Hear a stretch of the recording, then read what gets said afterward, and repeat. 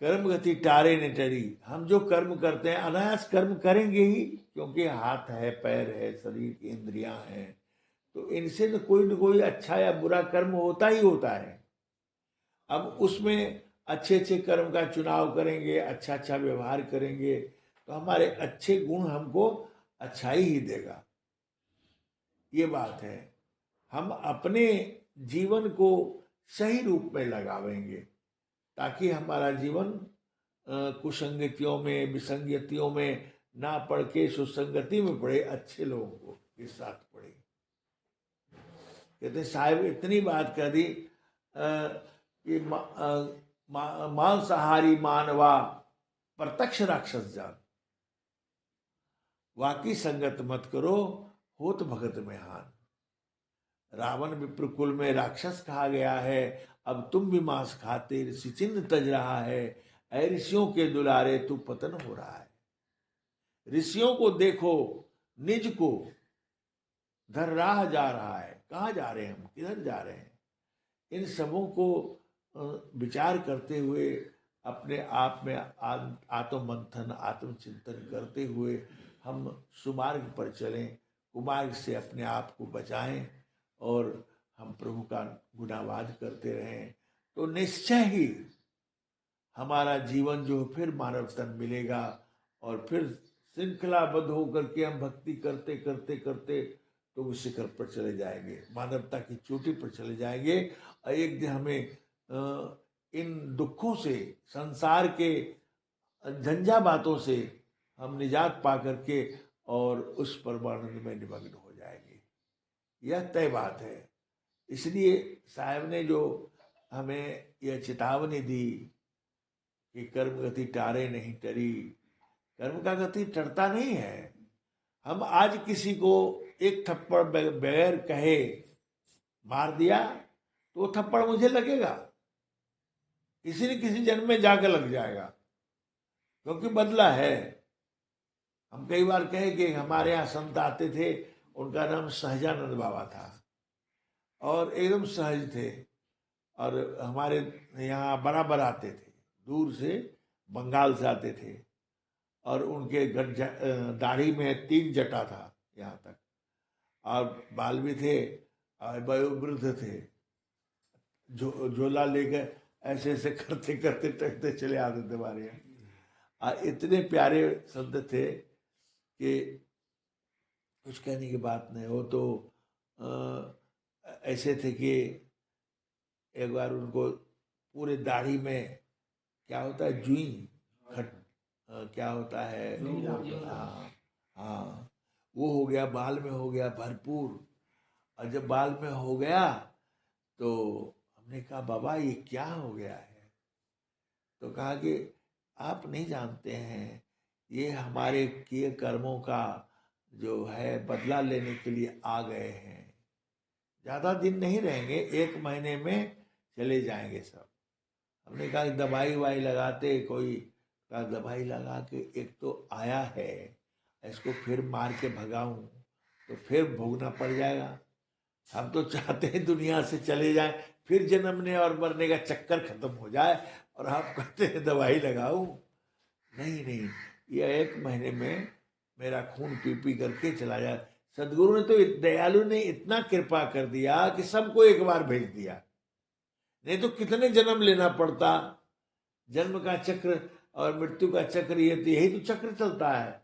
सृष्टि चक्र देखत रहो आप चक्र में नाही। सृष्टि के चक्र को सृष्टि के चक्र से हटकर ही देखा जा सकता है, नहीं चक्र में आप हैं तो क्या पता चलेगा कि सृष्टि का चक्र कैसा है। तो ये सदगुरु ने हमें दिखा दिया कि देखो सृष्टि चक्र क्या है। अब तुम्हें ये सभी परमात्मा की दया से सब लोग वसूल करने के लिए चले आए, आपके कर्मों के भोग को भोग रहे हैं। तो ये 1 महीने में चले जाएंगे। फिर दूसरी बार जब आए तो देखिए एक भी नहीं था, एक भी उखटमल नहीं था। ये सब तो फूला फूला दिया था खून पी पी करके। हाँ, तो कहने का मतलब यह है कि हमारे जुग जुगांतर बीत जाए, जन्म जन्मांतर बीत जाए, लेकिन लिया दिया कर्मों का फल तो हमें भोगना पड़ता है। हाँ, तो इसलिए करके हम अपने कर्मों की, ठीक है प्रारब्ध में बन के आया है, स्वीकार है, हम क्यों अस्वीकार करें बस। और एक एक संत थे, हरिदास या क्या नाम था, तो उनके बंगाल साइड के थे, तो उन संत के पीठ में एक कुष्ठ रोग हो गया था, गलित कुष्ठ, उससे पीप चलता रहता था, और पीठ में कीड़े ने, जो रेंगने वाला कीड़ा होता है ना, उसके घाव में भरा हुआ था। तो गांव के लोगों ने उनको निकाल दिया गांव से, कहा कि खेत में दे दिया जगह, यहाँ मड़ी बना करके यहीं रहो, गांव में मत आना, प्रवेश मत करना।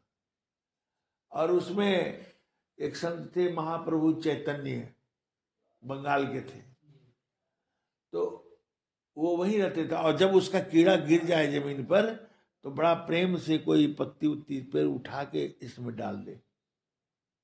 कहते थे भैया तुम जमीन में क्यों गिरते, गिर जाते हो, किसी पैर के नीचे छिप जाओगे, इसलिए तुम्हारा भोजन यहाँ है, इसमें खाओ। दर्द भी होता था तो तड़प जाते थे, कहा कि कोई बात नहीं है। तो वैसे महाप्रभु चैतन्य आए तो भीड़ लग गई गांव में, सब लोग आए कि भाई महाप्रभु जी आए हुए हैं।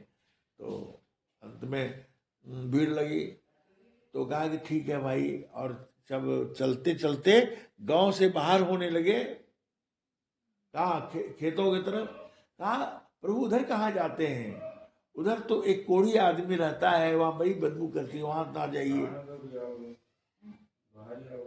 हाँ, कहा कि नहीं भाई मुझे तो जाना होगा।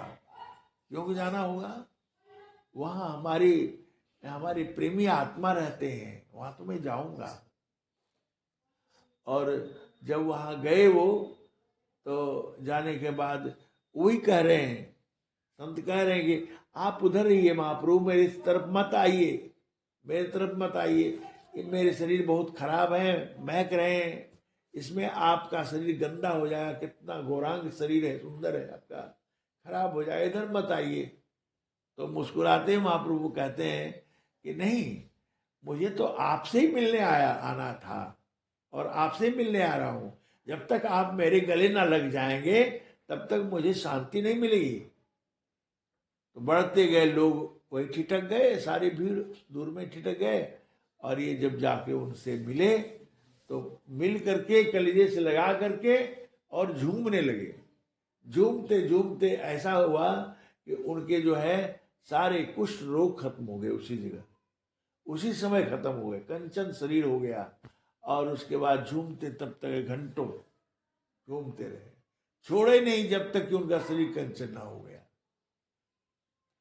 कहा कि प्रभु ये क्या कर दिया आपने। कहा कि ये नहीं, जब यहीं तक था आपका कर्म, आपका कर्म भोग यहीं तक था, इसलिए तो मैं आया था आपसे मिलने।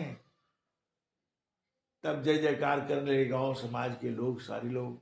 और फिर उनको लेकर के गांव गए, इनको गांव में रखना है तो महान है, आपके गांव का नाक है, आपके गांव का नाज है, ये आप लोगों ने उपेक्षित कर दिया था इन्हें। और उनको सम्मान दिलाया। तो कहने का अभिप्राय है कि यह बात संत ही जानते हैं कि किस जन्मों का, किस कर्मों का मेरा प्रारब्ध है। और संसार के लोग तो बौखला जाते हैं, अत्यंत दुखी हो जाते हैं। तो इस कर्म, हर व्यक्ति कर्म गति टारे नहीं टरी, गुरु वशिष्ठ से पंडित ज्ञानी, शोध के लगन धरी, सीता हरण मरण दशरथ को वन में विपत पड़ी। तो कितना विपत्ति पड़ा श्री राम जो जीवन में कभी सुखी न रहे, जीवन में कभी सुखी न रहे, तो वो कर्म करके दिखाया उन्होंने। तो इस प्रकार से जो महापुरुष होते हैं, संत होते हैं, उनके जीवन में सारी घटनाएं घटती है और वो उसी को गमगीन होकर के सहन करते हुए, लेकिन प्रभु का दामन नहीं छोड़ते, प्रभु में लगे रहते हैं। चाहे लाख विपत्तियां आ जाए, कुछ भी आ जाए, इसलिए हम सबों को भजन सुमरन ध्यान करते रहना चाहिए। साहिब बंदगी साहिब।